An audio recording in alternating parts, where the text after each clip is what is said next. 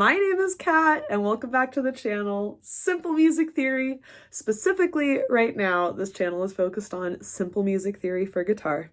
In today's video, I'm going to share with you some patterns and strategies to help you really learn the notes on the neck of the guitar. And listen, if you have not watched the last video, this is not a suggestion, it is a prerequisite that you go and watch the last video that explains how and why the 12 notes are on the neck of the guitar the way they are, and kind of introduced you to the very first time if you've never really explored the fretboard before, like with the names of the notes. So if you did not watch that video, please go and watch that video before you watch this one, because everything that I'm talking about in this video is the next step after you understand the concepts that we talked about in the last video. So go and watch that. And if you already watched it, then good job, you're ready.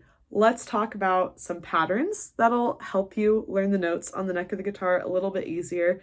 And in the second half of the video, I'm going to tell you some strategies that you can use while you're practicing to help you learn these notes. So how is this video different from the last video?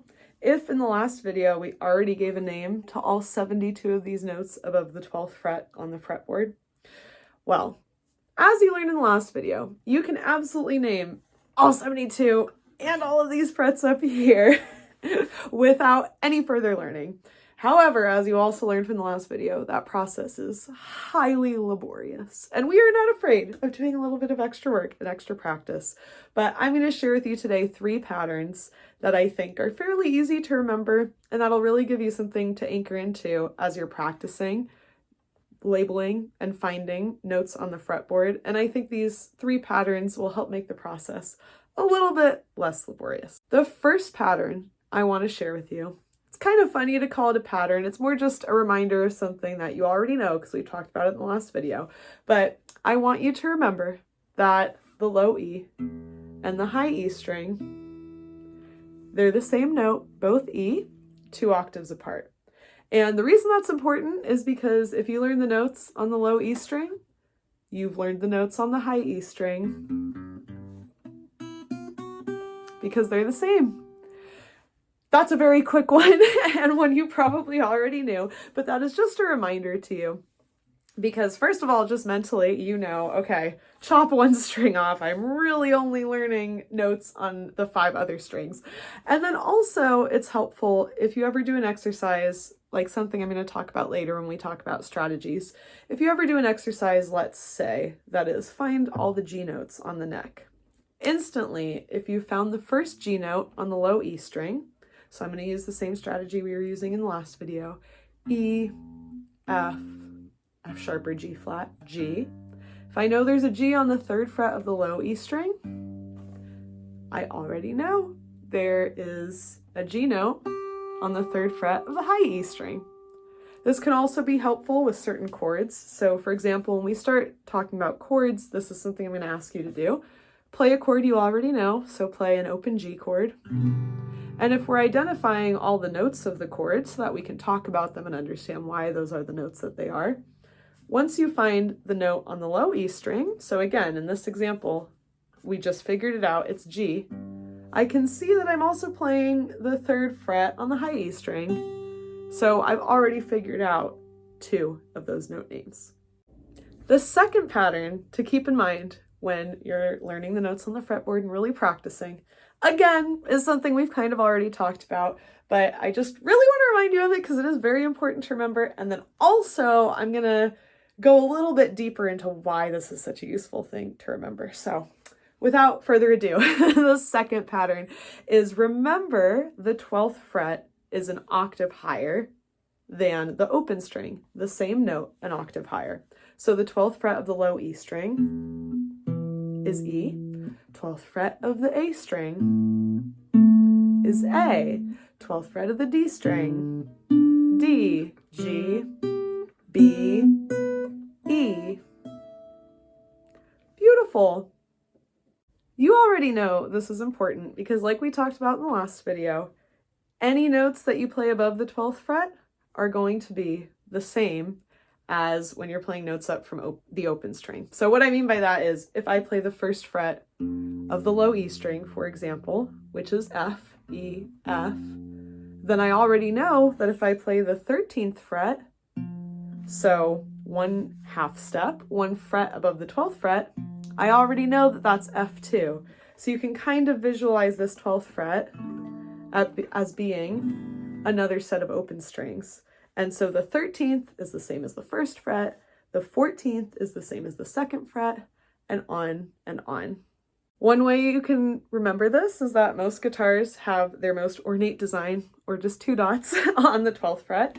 Another way you can remember it is that, remember, there's 12 notes. So it makes sense that if we start on the open string and go up 11 frets, we've played 12 notes. So on the 12th fret, it makes sense that it'll be the same note repeating again, because we know that there are 12 musical notes.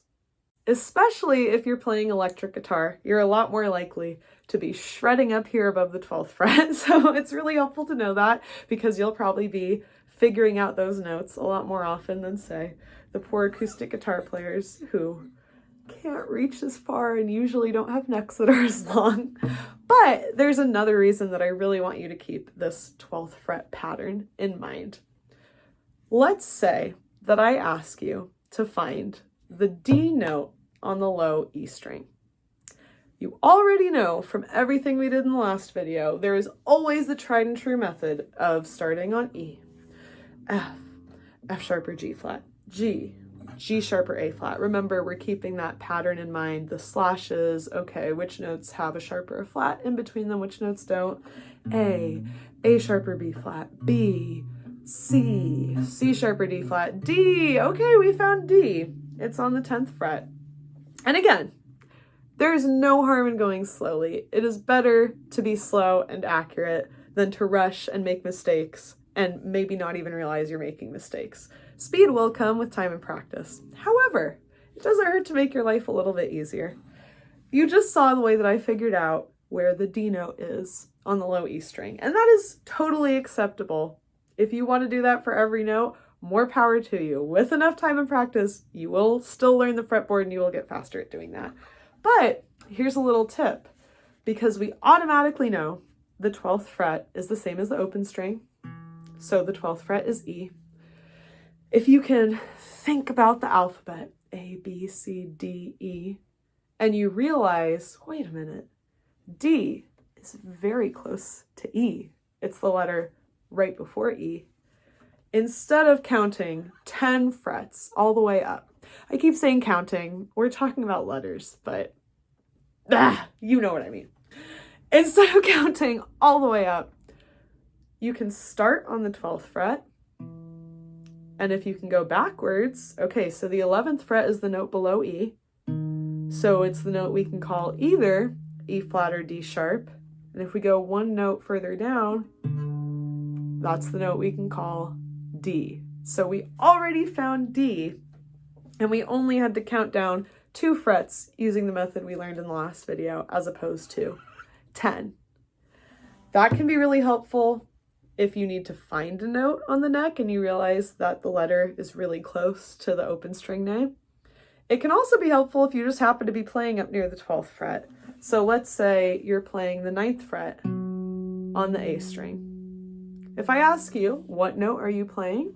Again, when we talk about chords, when we talk about scales, as we keep going with these videos, these will be the types of things I ask you to do. If I ask you what note you're playing, again, you can start with the open string and go A sharp or B flat, B, C, C sharp or D flat, D, D sharp or E flat, E, F, F sharp or G flat. But you can also start on the 12th fret, which we know is A, and go down. So the note below A, I know there's a sharp or a flat there, so it's the note we can call either A flat or G sharp.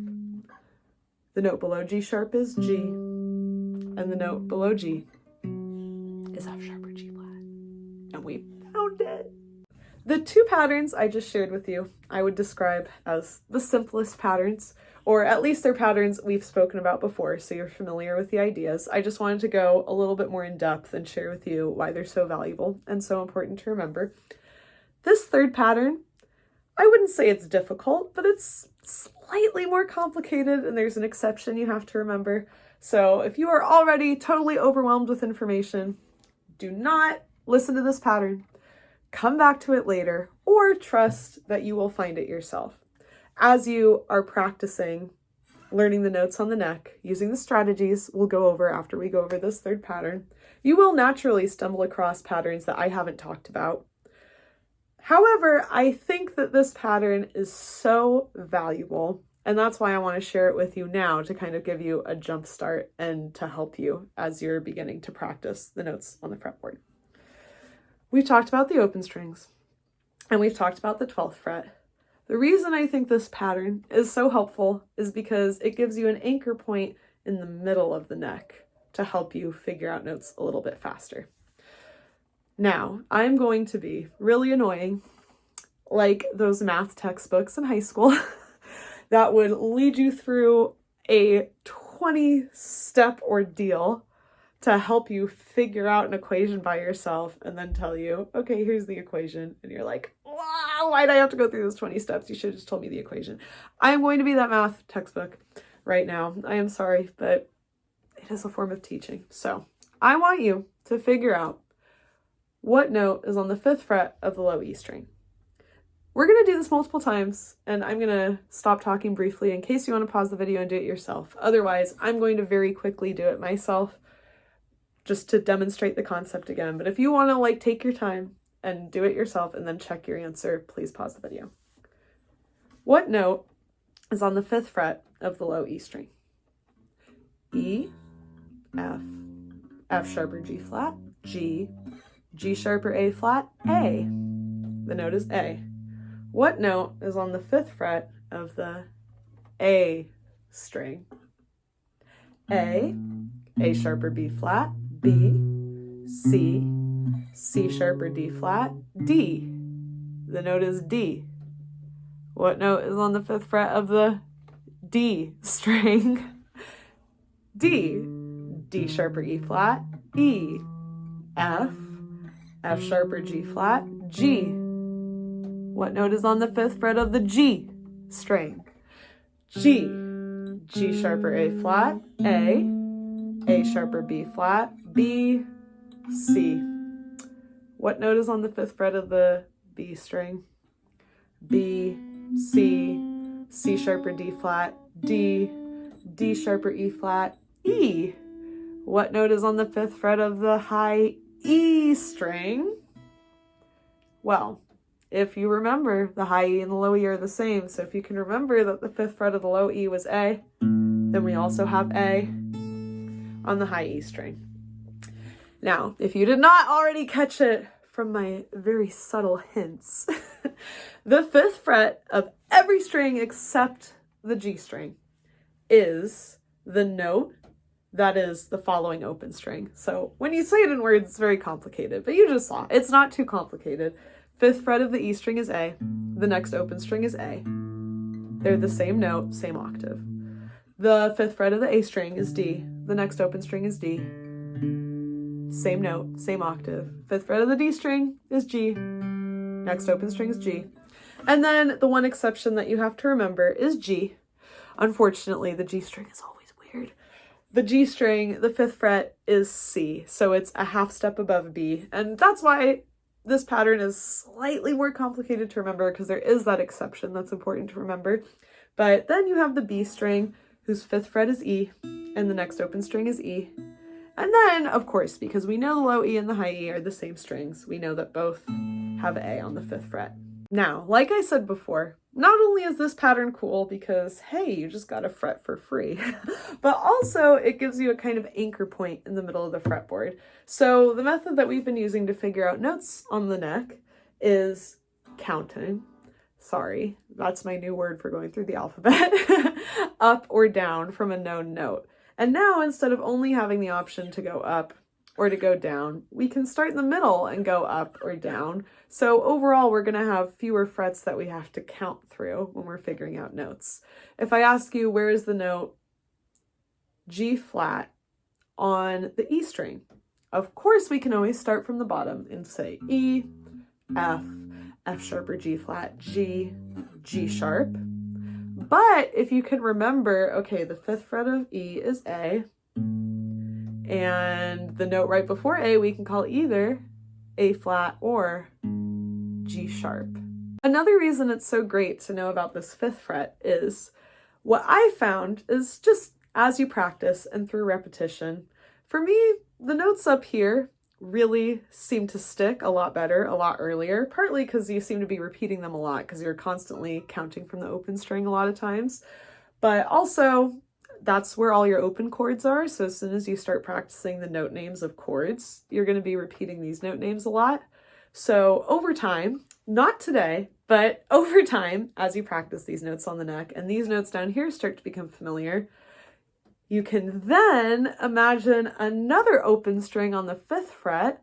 So instead of picturing this whole string as 12 frets long and I have to remember 12 notes and be able to hop around between them, I can think of this fifth fret as the open A string. And if I know that the open A string starts A sharp or B flat, B, C, I know that the fifth fret of the low E string starts A sharp or B flat, B, C. That was a lot of information, and it is not anything that I expect you to memorize today and apply to your playing tomorrow, especially if this is your first time you're ever really giving names to the frets on the neck of the guitar.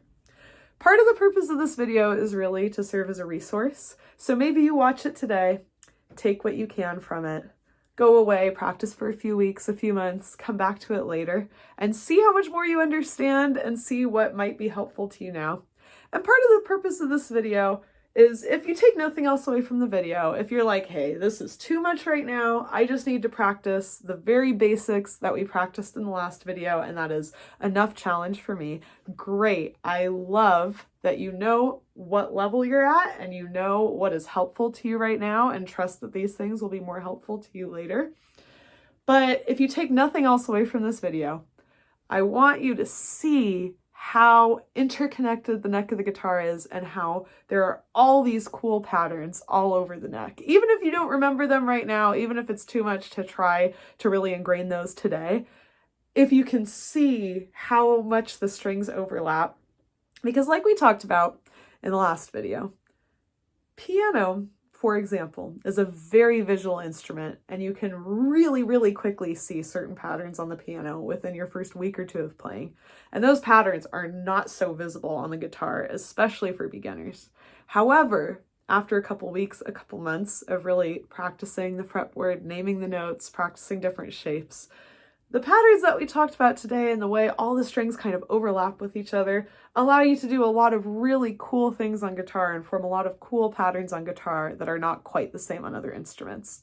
So if you can use some of those patterns in helping you figure out the notes, then amazing. I hope that's really helpful, and I hope you keep returning and thinking more about these patterns. If it was too much for you today, I hope you come back later after you've practiced some more with the method we went over in the last video, and I hope that these patterns can serve you then. And if nothing else, I hope this at least gave you a taste of how interconnected the neck is and how cool an instrument guitar is. We've talked about patterns. Now let me tell you some specific strategies you can use during your practice time to really help you nail down notes on the neck of the guitar. First and foremost, I do not want you spending the length of this video every day going over the notes on the neck of the guitar. This is important for an introduction to the concept, but if you're spending 20, 25, 30 minutes going over the notes, you will die of boredom. Please don't do that. It is not that important. It's really not that valuable, and it's pretty boring. What I want you to do instead is spend 3 to 4 minutes max every time you practice doing just a little bit of notes on the fretboard. And the two activities, I mean, it's so basic it feels weird to call them activities, but the two activities I would suggest give you two different skills. So finding notes when you're given the note name, and then labeling a note that you're playing. So here is what I recommend, and when I taught students, here's what we would start every single lesson with. And you know, some students have been practicing this for months, so we would eventually finish this activity in less than a minute.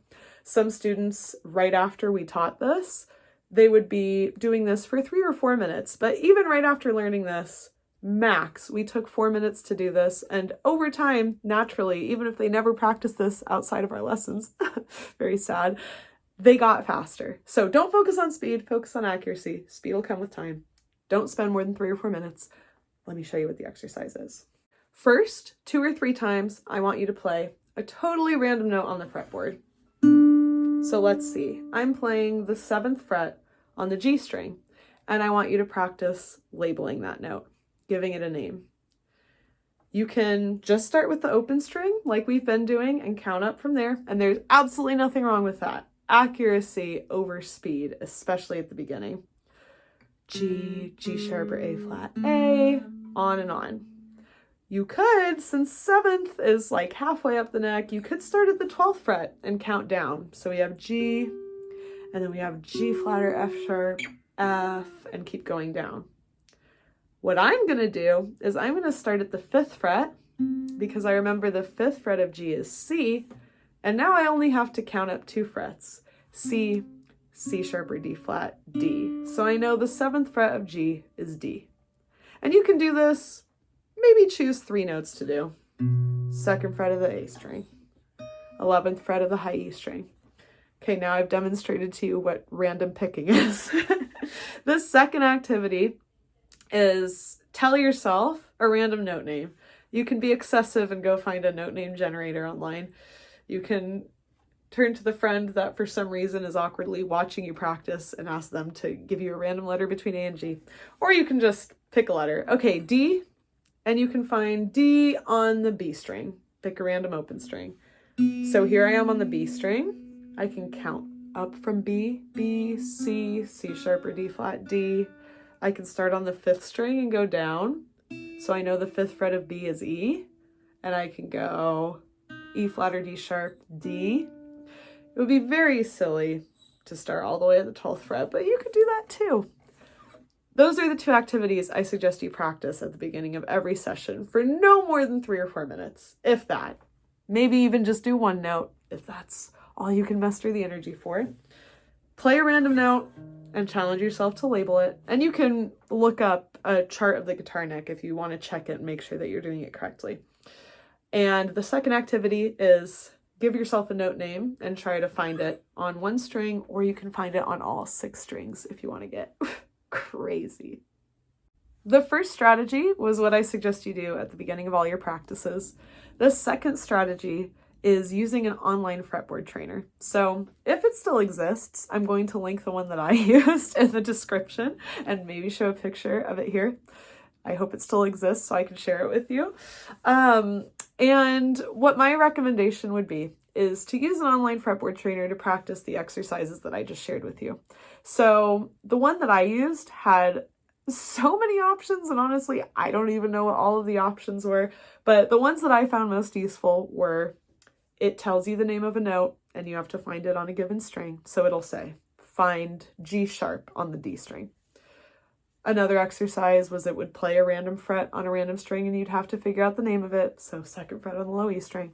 And then the third mode was, for example, find an A flat on every single string on the neck. And that was really cool because that really helps you see how interconnected the fretboard is.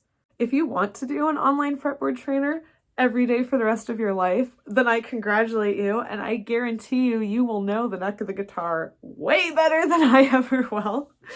My personal recommendation, based on what I did and what I've recommended for students, is that you choose the time that you really want to focus on the fretboard. So you're watching this video, maybe now is the time. And you commit to, for 2 weeks, spending 5 to 10 minutes a day, really focusing on the online fretboard trainer and doing those exercises for 5 or 10 minutes, which is still not a huge time commitment. It's doable. It could be bundled into your guitar practice time. And I think, especially as a beginner, especially if this is your first time really looking at notes on the neck, I think that that will really improve your speed and your accuracy really quickly.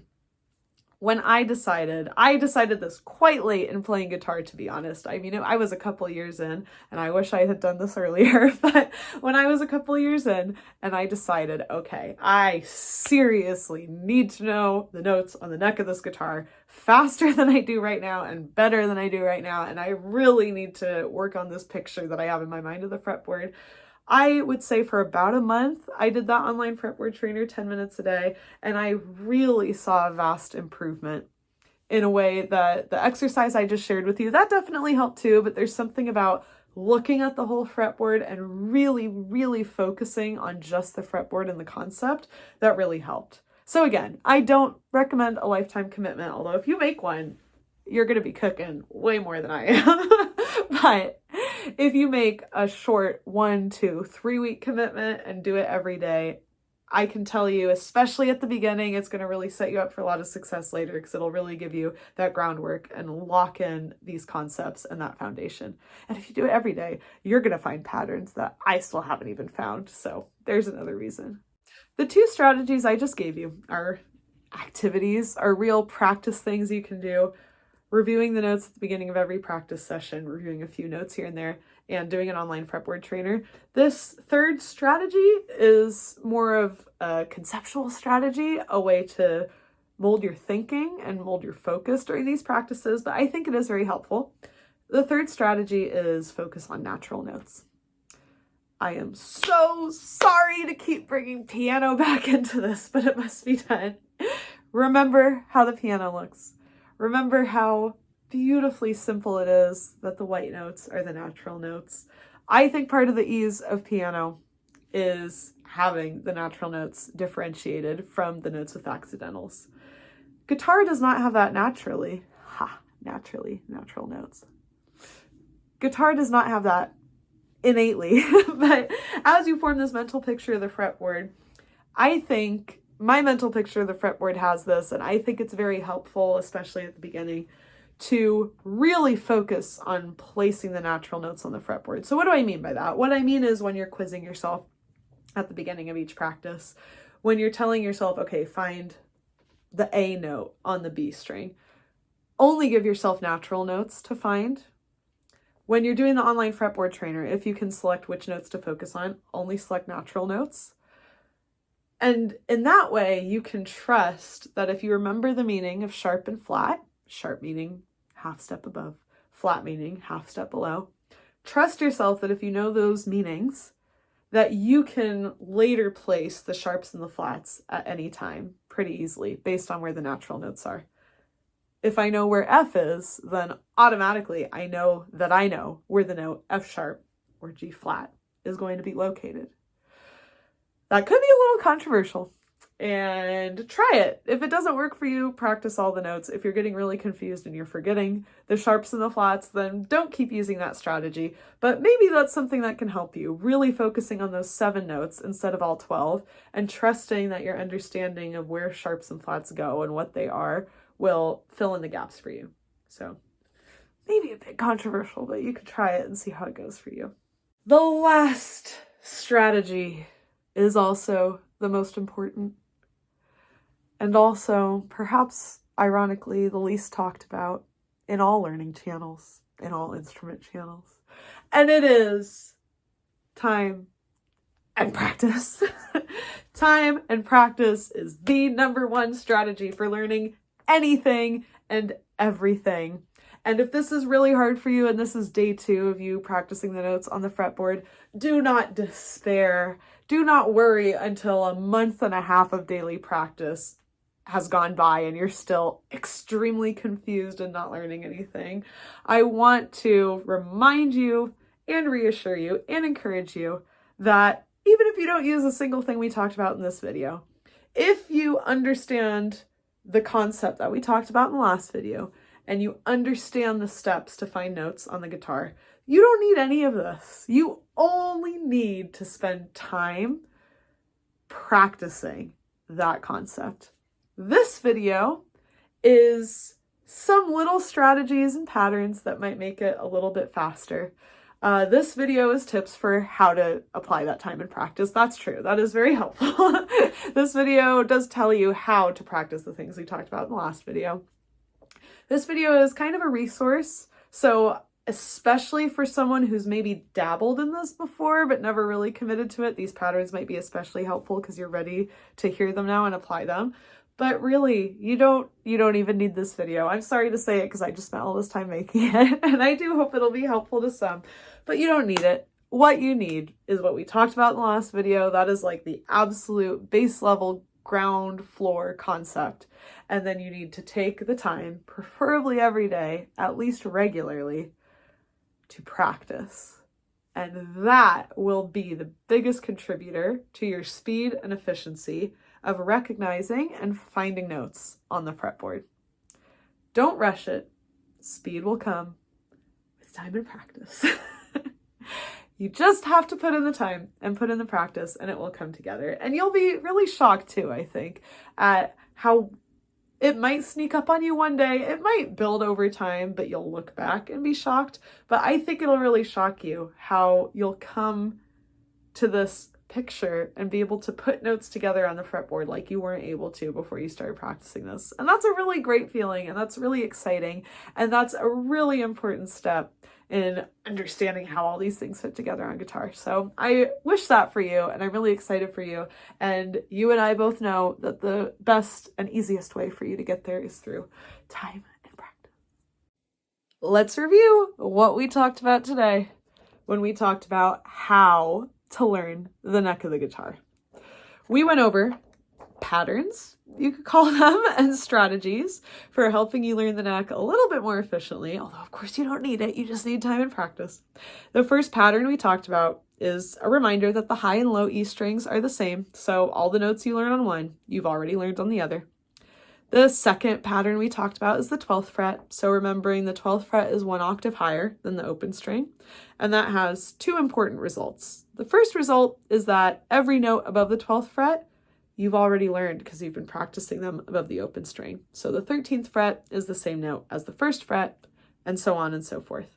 The other important thing about the 12th fret being an octave higher is that instead of always going up from the open string in terms of when we're saying notes aloud, you can also go down from the 12th fret depending on what note you're trying to find or what fret. The third pattern we talked about is the one that's slightly more complicated because it has an exception. For every string except the G string, the 5th fret is the same note as the next open string. So for the low E, the 5th fret is A, and the next open string is the A string. The 5th fret of the A string is D, and the next open string is D. The one exception is the G string, and the 5th fret of the G string is the note C. So that's the one exception you have to keep in mind. And this is useful because it gives you an anchor in the middle of the fretboard where you can go up or go down to find notes a little bit faster. We then talked about strategies in learning these notes on the neck. The first strategy is every time you sit down to practice guitar, take 3 or 4 minutes and say note names aloud and make yourself find them on the fretboard, and also play random frets and figure out the name of the note that you're playing when you play it. The second strategy we talked about is using an online fretboard trainer. And I don't recommend doing that forever, although if you did, you would get really, really good. At least take a couple weeks to really focus and nail that concept down, and I think you'll be surprised at how much it helps you. The third recommendation, maybe a little controversial, may or may not work for you, but you could try just really focusing on natural notes, trusting that your understanding of the concept of sharps and flats will fill in those spaces. And that can be good because it really laser focuses your attention on those 7 notes whose names are the easiest to remember. But you might want to practice sharps and flats, so I leave that one up to you. And the last strategy we went over. I will not belabor the point. I will only say, time and practice, time and practice, time and practice. Okay, everyone, thank you so much for watching, and thank you for sitting through my little rant about time and practice. If you can't tell, I'm a bit passionate about that too. But I hope this video was helpful to you. I hope that either that gave you a lot of patterns to think about as you continue to practice putting notes on the neck, or if it was a bit too much for you right now, that's totally okay too. I hope this will be a really great resource that you can come back to later once you've put in time and practice and you're ready to really dig into these patterns. We are now done really talking about notes on the neck of the guitar. Of course, pretty much every video from now on is going to be applying these concepts, but this will be the last video directly really focusing on that. In the next video, we're going to talk about a really important way to organize notes. We're going to talk about scales, which is another super foundational concept in music theory, and I'm really excited to go over it with you and to maybe explain it in a way that it hasn't been explained to you before. So I'm very excited for that. I hope you'll subscribe so you don't miss that video. And if you have any questions about anything at all that I talked about today, I really hope that you'll leave a comment, because I want this channel to be the resource that I wish I'd had when I learned guitar. Remember when I told you that I spent years not fully understanding the fretboard before I sat down and decided to do it? I wish I'd had these videos to encourage me to do that a couple months into playing. So if these are those videos for you, please leave a comment, ask any questions you have. I want to answer your questions and I want to help you. And I hope you'll subscribe so that you see the next video and can continue asking questions ad infinitum. I have certainly talked enough today, and I'm excited to see you in the next video. Bye!